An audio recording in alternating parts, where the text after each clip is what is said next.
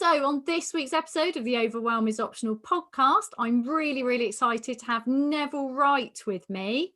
Neville has an incredible story to share. If you haven't yet read his book, go and get it. The answer is yes. Now, what's the question? A brilliant title that just turns everything around. Now, Neville went from 37 pence to over 100 million by doing lots of things. But the thing I'm really interested for the listeners of this podcast is Neville reframes everything in quite an extraordinary way.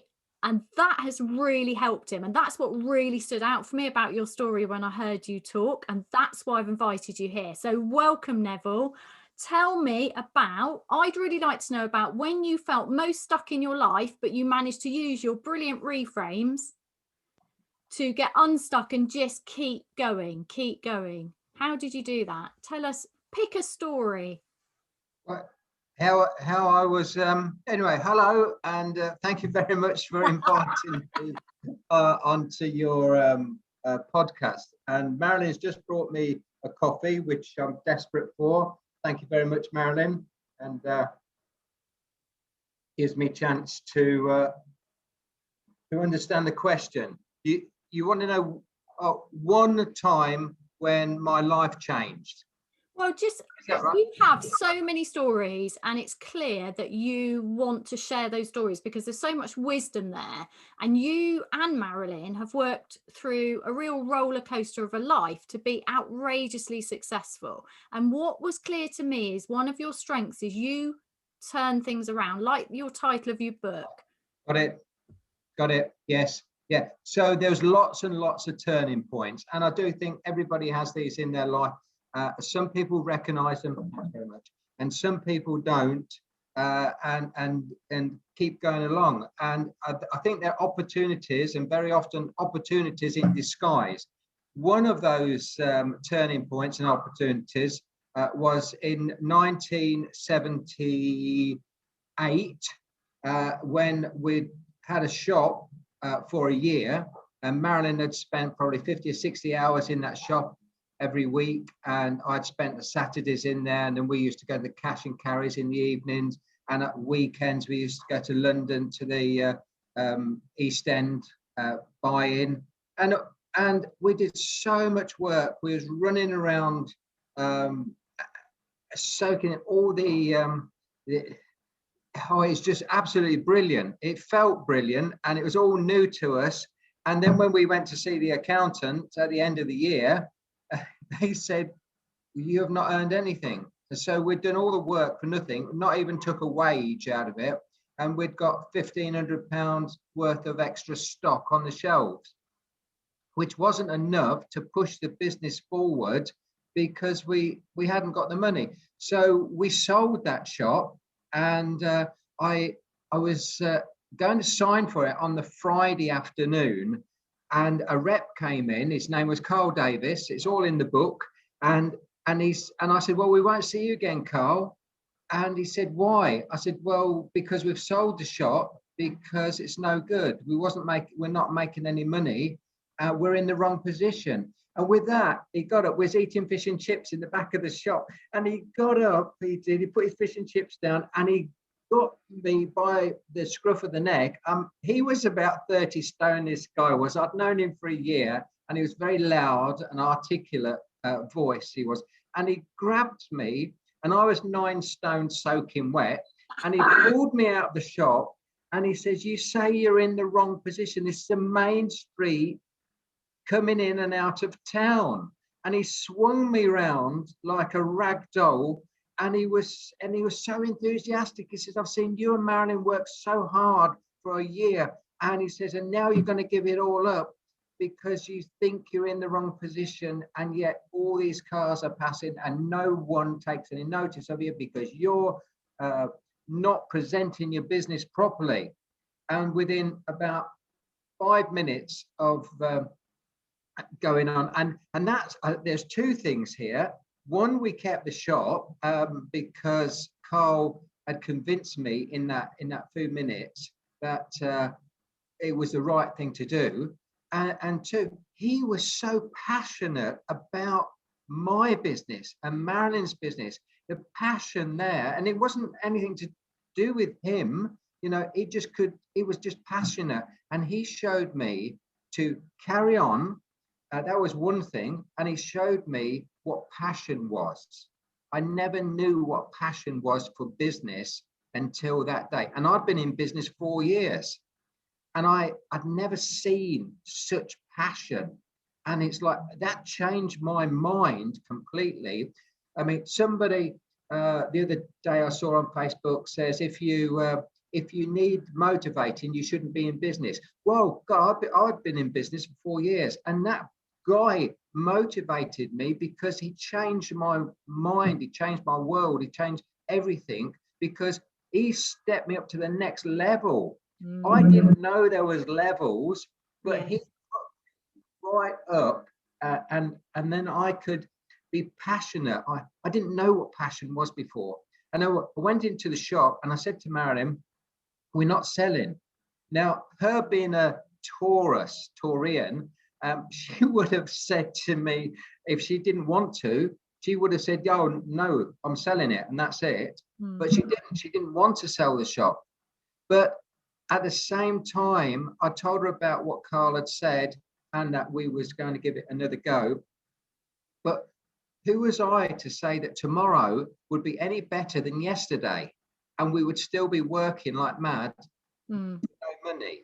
Because by the time I'd been to the East End, picked up a van load of stock and brought it back and sold it, there wasn't enough stock there, wasn't enough profit to pay for the petrol to go down, let alone the time. So that's a really good example, because what you guys were doing is working really hard. You're busy, and that busy can be exciting, but you don't realize actually you're overwhelmed, because all you're doing is getting through. You're not looking. You can only see that, keep.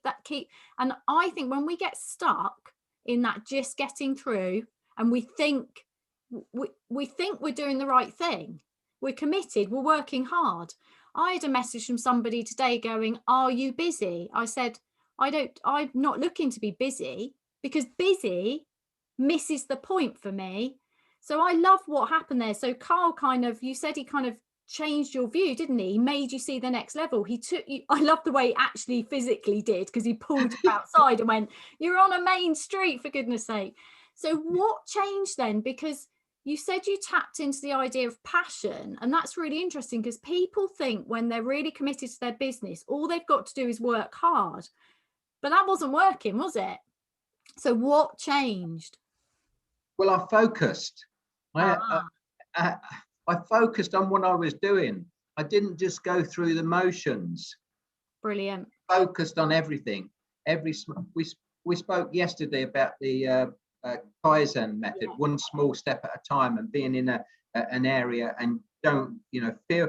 One of the things I read years and years and years ago was feel the balls of your feet, and I couldn't get that. I had to read it 20 times. What does it mean? Feel the balls of your feet. Stand still.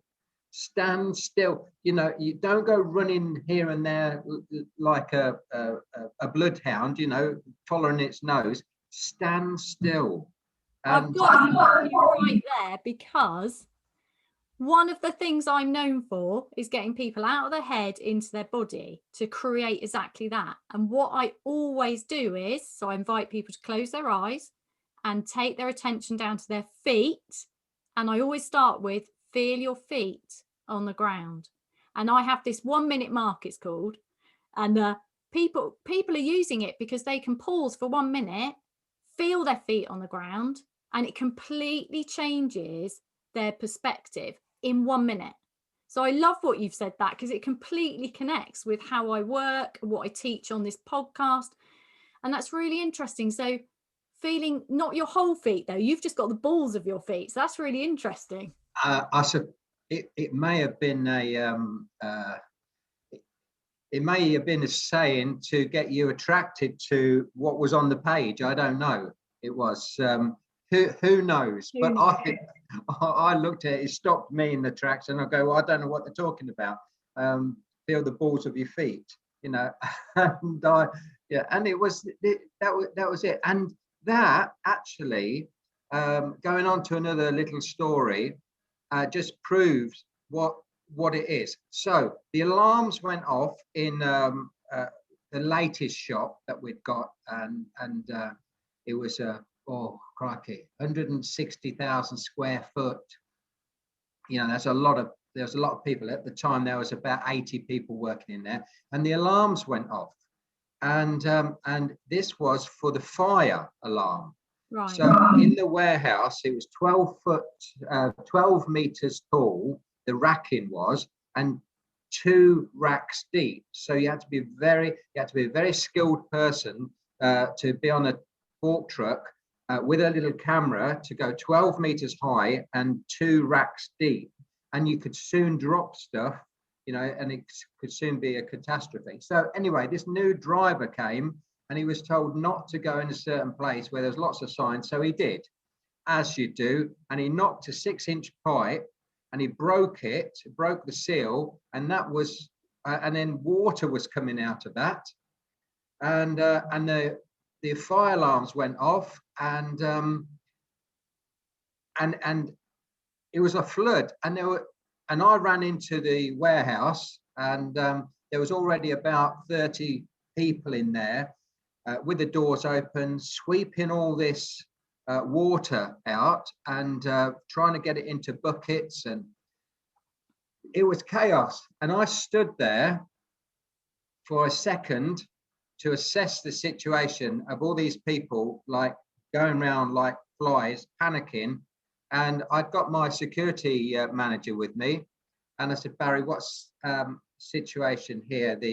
Why is it coming out so fast? He said, well, when you have a break, the pumps come on. We got some massive diesel pumps, and they came on, and I go, right, okay, turn the pumps off, override the pumps, turn them off, open the valves, and let the water go out of the building.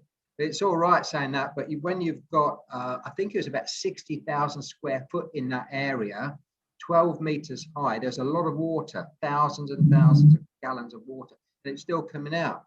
And now it was gravity coming out. I took my fleece off, dragged a desk across, and stuffed my fleece in the hole, and it stopped the water. No way. Yeah, because the pumps wasn't on, and all it was the pressure, and I could ram this fleece into this hole. You saved a warehouse full of stock, Yeah. standing still, and I'm standing on this desk, and there's all these people around me, and somebody goes, now you know why he's the boss. Well, that's true, right? Because that is such a perfect example of what happens when you get overwhelmed, you get stuck in survival mode, your mind switches to quick, do anything, emergency, and it's not always the best thing. It took you to do the opposite. Now, what's really interesting to me about that, particularly for you, is apparently you have ADHD. So why were you the calm one in that situation? Well, I like to think it's logic. I'm a very logical person, and it's having ADHD. You go from one to another, you know, things that just attract you. And this is why I said we'll film this, because if I wasn't, see, I've just had my coffee, I've just got my water, I'm just trying to tidy up things around here, and it's like, but if we wasn't seeing each other, I'd be doing emails and I'd be writing stuff down and messing about and walking all over the place into the kitchen or wherever. And it's and so I'm focused now, and I can focus, but not for a long time. I mean, that was only focusing for a few seconds before making that decision.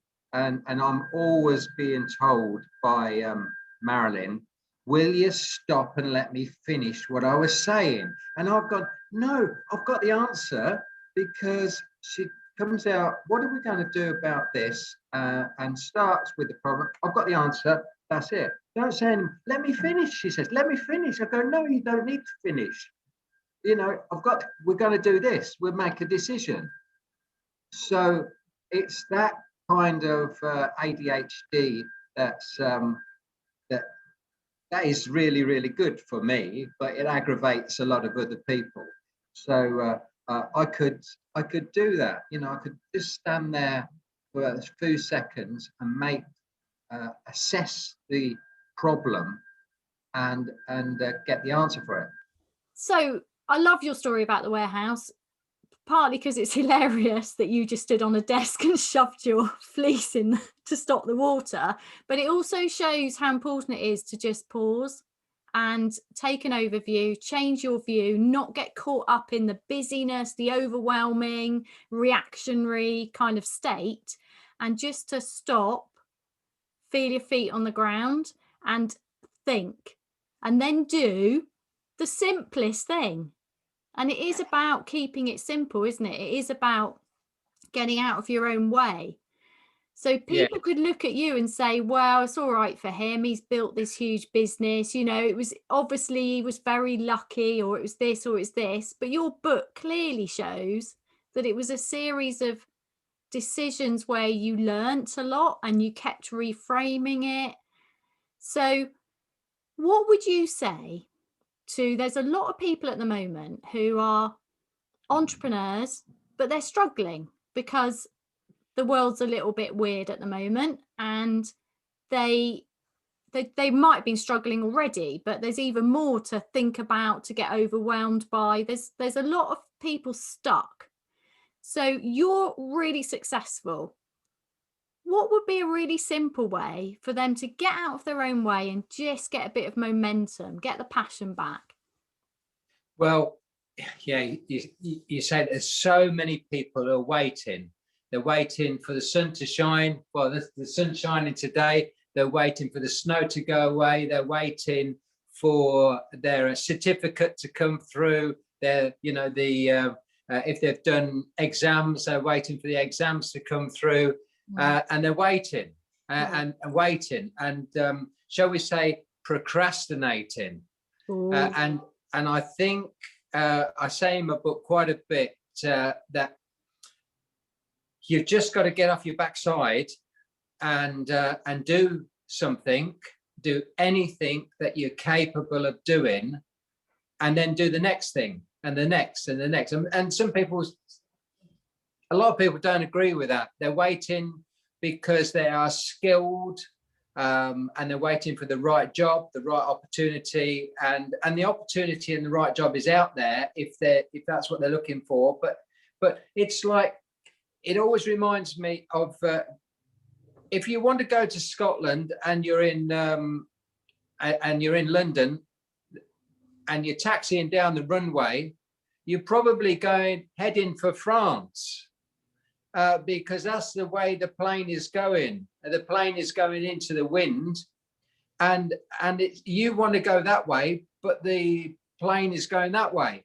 So it's like sometimes in life you have to go a different way, not because you want to, it's because you have to. You can't wait until all the lights are on green before you go to town, because you'll never get there.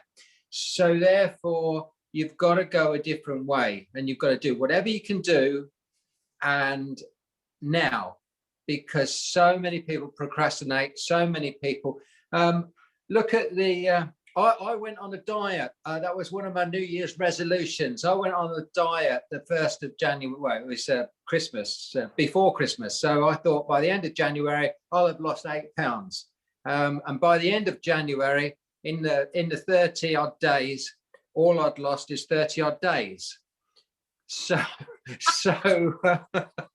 this is what happens, because I wasn't focused. I wasn't. It wasn't a priority for me. It was just one of those things I put down as I would like. So I would like to lose £8 in January, and all I lost is the 31 days in January because I didn't focus and I didn't get off my backside to do as much as I should. Go on a diet. You just you had the wishful thinking, but you didn't actually do it. I thought if I went on a liquid diet, it'd be better than food. I can't believe you were even thinking about it just before Christmas. Like, Christmas is fun because of the eating. I know, but you know, I normally go on an exercise and diet when I go on holiday, and everybody who comes on holiday with me go, what are you doing? Why are you eating lettuce? And I'm going, because I can concentrate on it. No, I get that. Because I'm relaxed. I'm not overwhelmed by everything else that's going on. That's a good, you know, when you put that into overwhelm, you've got so much to do. You're in the office, you're working, you go on the sites, whatever you're doing, you've got so much to do. You grab that sandwich. Or if you go into the site and you know there's 4 or 5 guys there, you're going to call in and get 4 or 5 coffees and some sandwiches.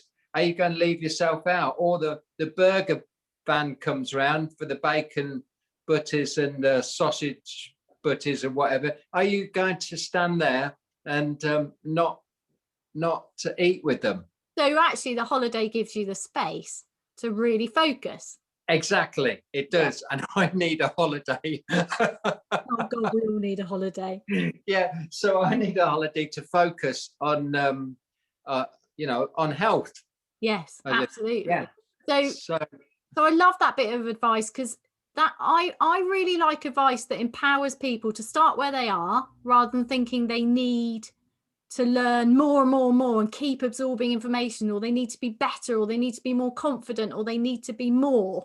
I really like advice that says, look, you've got a ton more knowledge, you're more capable than you realize. Start where you are and just take action, even if it's not perfect, even if it seems it's in the wrong direction. Just do what you can with what you've got, is what you said. And I absolutely love that, because that's possible for everybody. It is that there is so many people. A friend of mine, his son went to school and did very, very well. Went on to college and did very well. Went to university and did very well. And then I do think if you stay around too long, you get to be part of the fabric, and you don't want to open the door to go out into the world. So they took another course, and then they kicked him out when he was about 32, because he should have got a job there, really. And then he couldn't get a job because he was like a scientist, and he was too overqualified for everything that there was about. So he ended up in a menial job. Luckily, he liked it, but he could have done that like 20 years earlier, or well, not 15 years earlier. Because in that time you could buy a house or whatever. Yeah, there's a lot of people procrastinate. That's what I'm saying. They procrastinate. And on education, if you're not focused, and if you're just taking courses for the sake of taking courses, and you're not interested, or you're not focused on it, then you might as well go out and get some practical experience, and then go back to learning. And I've used my car for 30 odd years. I use that as a classroom. So by listening to tapes and CDs and books and stuff like that, well, now you can get books, but you couldn't in those days. So you can still educate yourself when you're working. And people think you've got to be in full-time education. Well, you've not, because you're wasting so much time unless you are focused and you know exactly what you do. I know other people who have gone into university and they've known exactly why they're there and what they're doing, and they've come out and they've done brilliantly well, because they know what they're up to. They do. Yeah, but that's I think that's quite rare, isn't it? That kind of knowing. It is. Having a vocation when you're really young, like if you want to be a doctor and you just work really hard and then you get there and you love it. I think that's quite rare, because there's so many opportunities, and we change so much and we get excited about different things. So I think for the majority of people, it makes more sense to have a bit of practical. Like I made my boys do some kind of more menial work as well as going to university, because I wanted them to have what you're saying, that balanced, you know, actually doing stuff and having experience as well as going off and studying. Because I don't know, that's what I always did, and I just think it's grounding. I think you're right, you can get stuck in learning or waiting for that certificate. I think that's a really interesting one, that we all think we can easily get into. Yeah, I shouldn't be doing this because I haven't got that yet. People, they won't take certain jobs because it's too menial. Yet actually it's teaching them an awful lot that they don't realize. And for every hour somebody sits on their backside earning nothing, well, you know, it's an hour of their life gone. And when you should be learning. Yeah, they're not learning, not earning. Yeah, so I just think about, I'm going to ask you, what's the worst job you've ever done? Because I know the worst job I ever did was for the National Coal Board in 1987, £1.62 an hour, sat in a cupboard filing miners' redundancy notices, which came off those old computer printers with the holes at the side. Do you know what I mean? And right, yes, I do. And then there was a wall of files, and there were on the floor was stacks and stacks of this folded out computer paper, and I was supposed to take the holes off and put these terrible miners' redundancy notices. That was worse than some more menial jobs I'd ever done. £1.62 an hour, but I'd rather have done that than sign on, because I don't know, I just have always taken any job. So what's the worst job that you've ever done? I've had lots and lots of jobs where I wasn't in control of what I was doing, and that's the worst thing I think I could ever have, not being competent and in control of what the task was. So this is where training comes in, and this taught me an awful lot about, don't expect people to be interested or to be able to do things if they're not trained, you know, to do it. And so this is why we have a training do that because you've done the jobs where you didn't feel in control. And that's what you're saying, isn't it? It's better to just do something than nothing, because you don't know when you're going to learn the skills. So for me, being sat in that cupboard filing miners' redundancy notices taught me that it was worth me pushing myself more to do something more interesting. Otherwise, you get stuck in those kind of jobs. And I think you're right that you never know the lesson you're learning at the time by just taking action. You don't. And if you do a job really well, if you make yourself enthusiastic, because that's the only job you've got, and you're not you can't get another one, then do it better than anybody else, because somebody's going to come along and employ you for another job. And I say to people, if you haven't got a job, go and work in McDonald's or somewhere, because it's one of the best places you can go, because it's got thousands and thousands of jobs. It has all different types of jobs, and you can either go up the ladder, or if you're really, really enthusiastic about serving the customers and getting it right, then every single customer who comes to you is giving you an interview, and one day somebody will come who's got a job for you. And if you're a miserable so-and-so, then they're not going to give you a job. But if you're the best server on the line there, they're going to pick you out and they're going to give you a better job. I love that. That's a really good reframe, isn't it? Although I've actually heard McDonald's is one of the best companies to work for, because they're so on the training and advancement. But I love the idea that even if you're in a job that you don't really want, that you wish life had turned out differently, if you do it really, really well, there's nothing like doing something well and smiling and surprising somebody, is there? No. And if you know what you want, and because you've seen it seen somebody else do it and they've inspired you, then you can do it. It's just in the mindset, it is.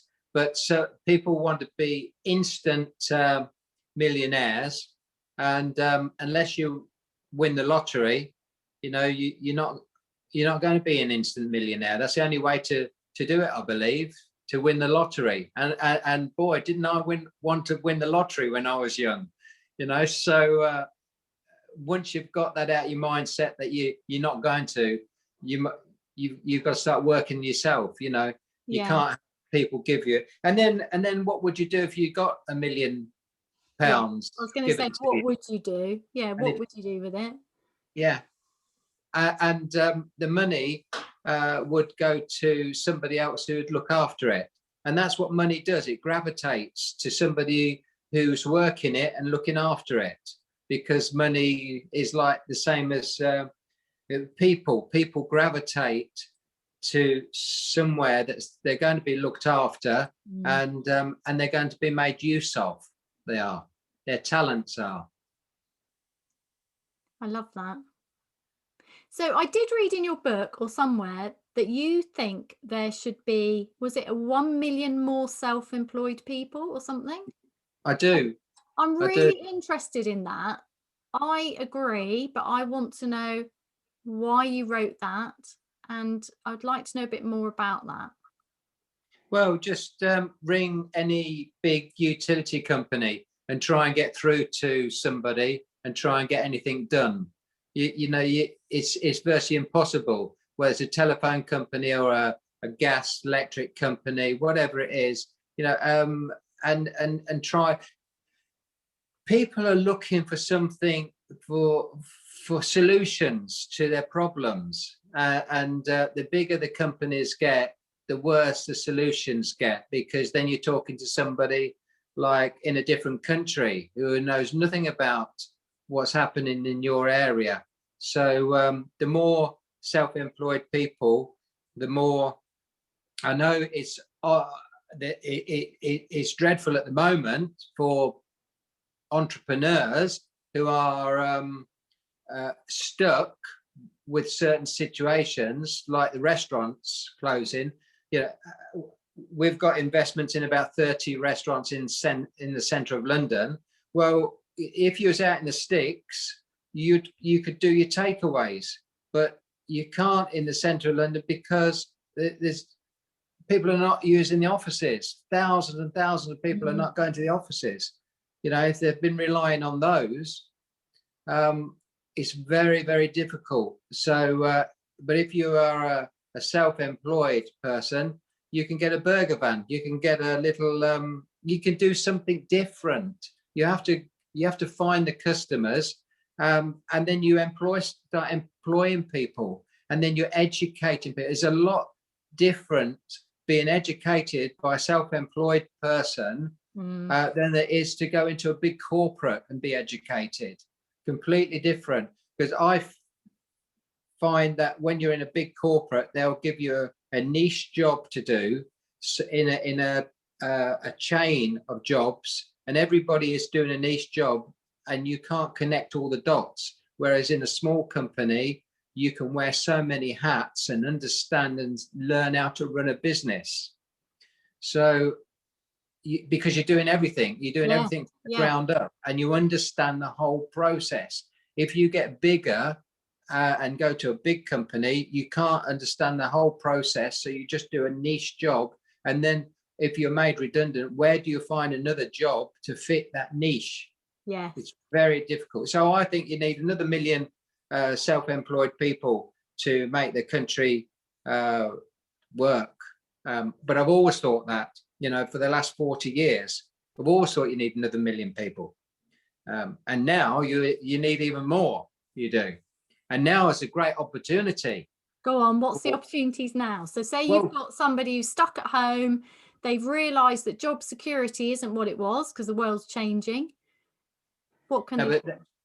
But that educates them to give other people security. Exactly. Because if they haven't got it themselves, and then they can build a business and give other people. Then they've got more understanding. They've got more empathy. Exactly. They have for that person, whereas you're just a number in a big organization, and you're there and you're out one day because somebody across.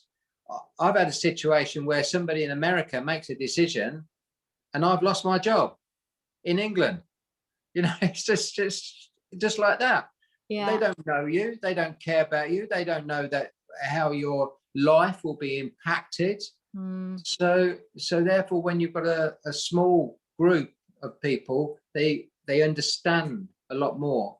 And somebody's feeling inspired by what you're saying, there is opportunity at the moment, even though there's a lot of doom laden stuff being pushed out in the press. You're saying there's lots of opportunity at the moment.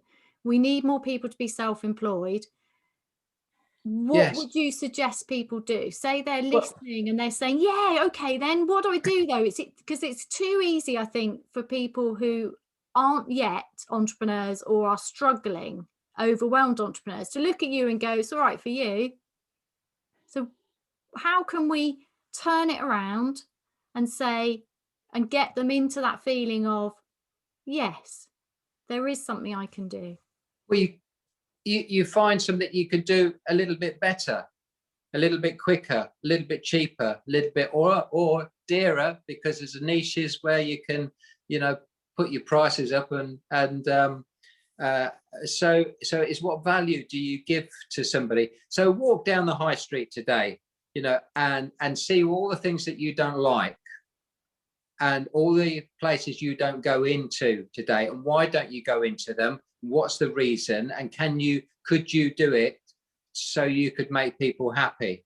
I've stopped going in lots and lots of places because they kind of act like they're police. They've got some authority, and they start shouting at you. In my situation, when I open the door, they shout at you, and you go, well, okay, well, fine. I've been in that shop for the last 5 years. I won't go in there again. Because you don't want to be shouted at, because you're a little bit different to other people, because there's no understanding. And so therefore there's lots of things you could set up, and you could do it just that little bit different, with a bit more empathy. So what is it today that's aggravated you? And usually things are born out of aggravation. I didn't like the way they served me. I didn't like they couldn't get the product, or they wasn't bothered about this type of thing, or they didn't turn up when they said they was going to turn up, or I need my carpets cleaning, I need my chimney sweeping, I need this and that. You can start virtually with nothing, and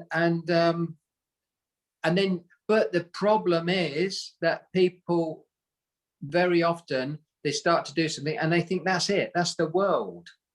And I found that, I suppose with my dyslexia, ADHD, that with dyslexia, whatever you do self-employed, you need to have administrators, for doing the bookwork and stuff like that. And I was very, very lucky that Marilyn wanted to be self-employed, wanted to be secure as well, and so she could do that and I could do the other. And it's like, so with dyslexia, it taught me that to employ people, not to be afraid of employing people. And then with the ADHD, I was always looking what's better, what can I do that makes more money and is easier or better or gives me more pleasure. So I love what you've done there. You're turning around difficult situations and saying, how can you do it better? And there were two things you said that I absolutely loved. One is you will now have more empathy. So that's turning things that have been difficult for you into making the world better. And you also said, what will make people happy? And the idea that we can take previous kind of pain and difficulties and turn it around and use the empathy of that situation and really focus on seeing all the opportunities in front of us to make people happy, to do things better, to redress all the things that like you say, have irritated us. That is such an amazing way to look at the world. That is just that is just a brilliant way of looking at the world, and I absolutely love that. And I think that that is really useful to anybody who's feeling like the world is going crazy at the moment. If it's easy to get caught up in the news headlines, people saying no, you can't do things at the moment, or everything's difficult at the moment, or like you said, you've got to wait for all your ducks to be in a row. What you've said is, no, you can step outside of all of that. You can look for opportunity to do things better, to do things differently, and to make people happy. It's just really nice. I really like that. You could turn on the telly now and you've got two comedies. One is called the news, the BBC or whatever it is, and the other one you could watch the old programs, Victor Mildrew, right? And he's better because that's more educational. That is, Victor. He shows you all the things that is so frustrating in life, and it's like it give you so many ideas to become self-employed. Yeah, I love that. So that's Neville's tip for getting out of Overwhelm, turning your life around. Watch Victor Meldrew. Just make sure you watch the right comedies, because some people think, turn on some of the comedies and they take notice of it too much. Yeah, and that's on every hour, that is. Well, Victor Mildrew's probably not. Reverse psychology. Is that if we just summed up and gave people one main takeaway for getting out of overwhelm and being able to take that action that you talk about, what would you say to them?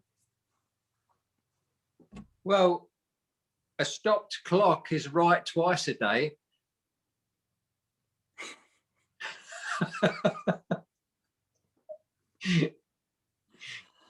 It's what. Do you feel in your heart that you want to be looking after yourself? You want to be responsible for yourself, and if you do, you have to hold your hand up. You have to say, "I am responsible. I am responsible," and burn your bridges. And when you get on an aeroplane, well, if you can remember getting on an aeroplane, I'm sure. And I used to be on an aeroplane every 2 weeks at one time, and it was like, put your mask on in the event of a emergency. In the event of the air failing, put your mask on first. Yeah, put your own mask on first. Look after yourself. Yeah. So many people say to me, "Oh, I'd love to give. What do you want to do?" Well, I want to earn enough money to give to loads of charities. But you've got to, and you're talking about the long run. So you've got to look after yourself first to be able to build that up, to get a consistency that you can do that with surplus. But you can't make it the priority for start, because you'll end up in the same situation. Yeah. So you'll end up, if you don't put your own mask on first on the plane, but lack of oxygen, unfortunately, you're not going to be able to help anybody else. Yeah. Thanks for that. Yeah. All right. Yeah. And thank you so much for sharing some of your brilliant stories. There's so many more stories that you have to share in your book, and I really do recommend people get it, read it, share it, and digest it. I'm still reading it. I was tempted to do that thing where you skim read a book for a podcast, but it's not how I like to do things at all. I grabbed the opportunity to talk to you because I loved what you shared in the business group I'm in, and I'm just delighted that you said yes. So thank you so much for being with us today and sharing some of your wisdom and your humor and your generosity. It's really appreciated. You're very welcome. Thank you very much for inviting me on.